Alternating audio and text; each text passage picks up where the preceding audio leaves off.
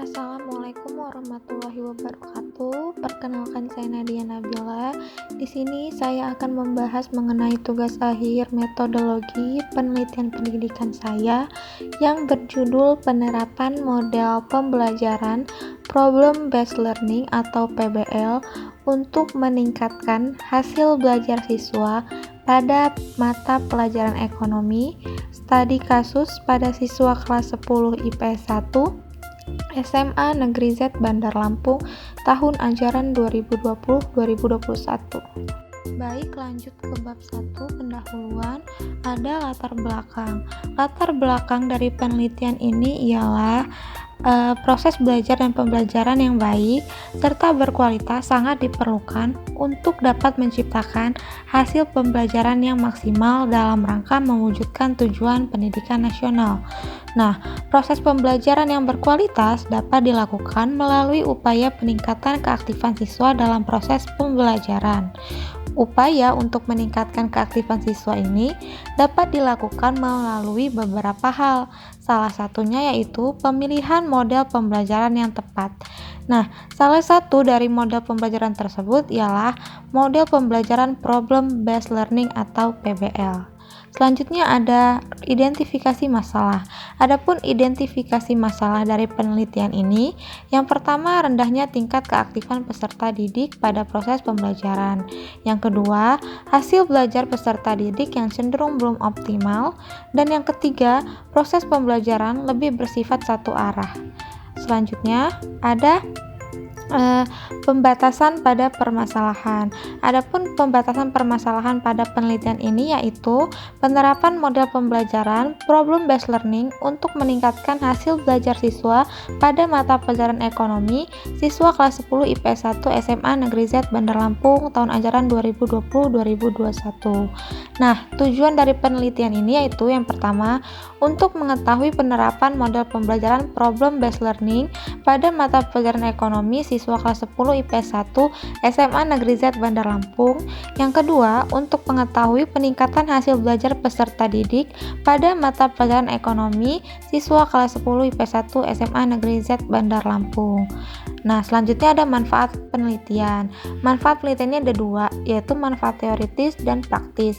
Adapun manfaat teoritis dari penelitian ini yaitu diharapkan penelitian ini mampu memberikan manfaat dan masukan dalam memilih model pembelajaran yang baik dan tepat untuk diterapkan dalam proses pembelajaran. Lalu manfaat praktisnya ada 4. Yang pertama, bagi peserta didik. Harapannya penelitian ini mampu meningkatkan keaktifan peserta didik dalam pembelajaran. Yang kedua, bagi pendidiknya. Diharapkan penelitian ini dapat menjadi masukan dalam pemilihan model pembelajaran yang tepat. Yang ketiga, bagi sekolah, sebagai bahan pertimbangan bagi sekolah agar mampu mengoptimalkan kompetensi peserta didik. Dan yang keempat yaitu bagi peneliti. Bagi peneliti, manfaat dari penelitian ini ialah menambah pengetahuan peneliti sebagai hasil pengamatan langsung. Selain itu, sebagai sarana untuk mengaktualisasikan ilmu yang diperoleh peneliti selama di perguruan tinggi. Lanjut di bab 2 ada kajian pustaka. Yang pertama, kajian teori mengenai belajar dan pembelajaran. Belajar merupakan proses interaksi aktif antara individu dengan lingkungannya dengan tujuan untuk memperoleh suatu perubahan tingkah laku yang baru. Sedangkan pembelajaran merupakan proses interaksi antara peserta didik dengan pendidik serta sumber belajar pada suatu lingkungan belajar. Nah, pembelajaran merupakan suatu bentuk upaya yang dilakukan oleh pendidik untuk membantu peserta didiknya dalam memperoleh ilmu pengetahuan. Selanjutnya, kita akan membahas mengenai pengertian dan jenis-jenis model pembelajaran. Nah, pengertian model pembelajaran itu sendiri merupakan suatu pola atau langkah-langkah pembelajaran yang diterapkan agar tujuan atau kompetensi dari hasil belajar yang diharapkan dapat tercapai secara efektif dan efisien. Nah, salah satu bentuk dari model pembelajaran ini dikenal model pembelajaran berbasis masalah. Inilah yang akan diteliti pada penelitian ini.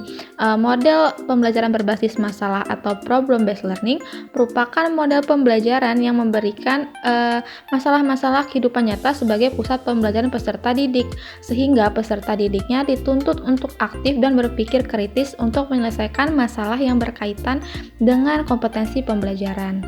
Lanjut, hasil belajar. Hasil belajar sangat erat kaitannya dengan belajar dan proses pembelajaran.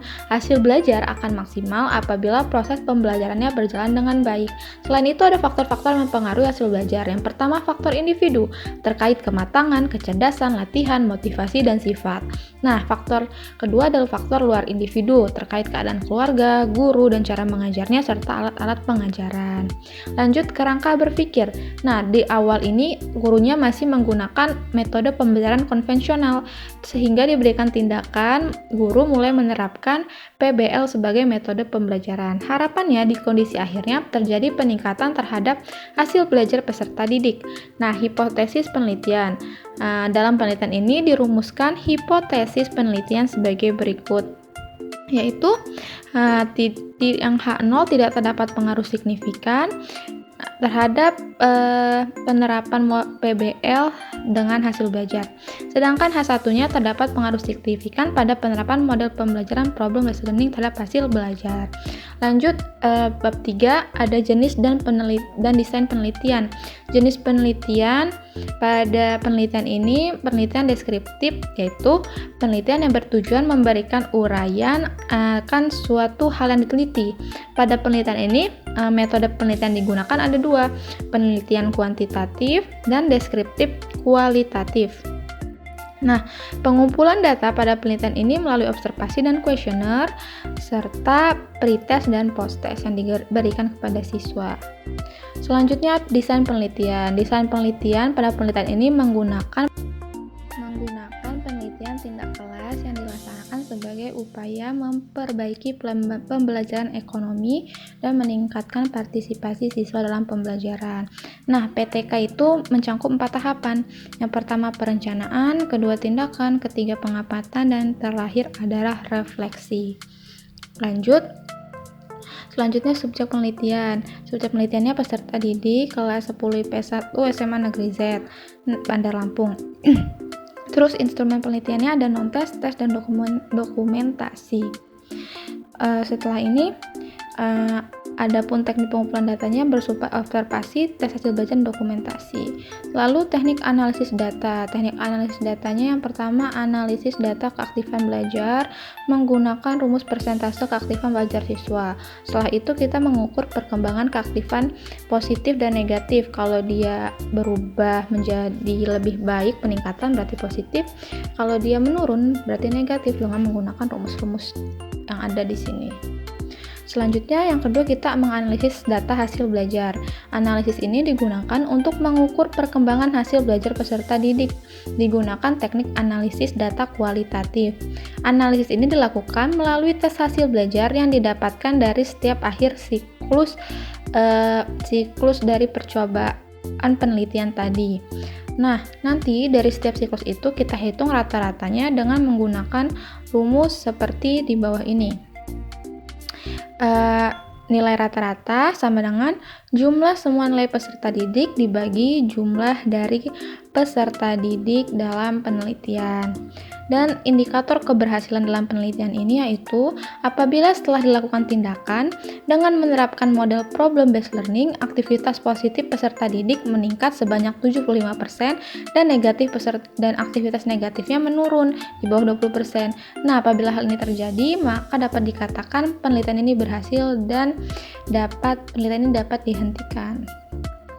Dan sekian presentasi dari saya terkait rancangan penelitian pada mata kuliah metodologi penelitian pendidikan. Lebih kurangnya saya memohon maaf. Saya akhiri. Wassalamualaikum warahmatullahi wabarakatuh.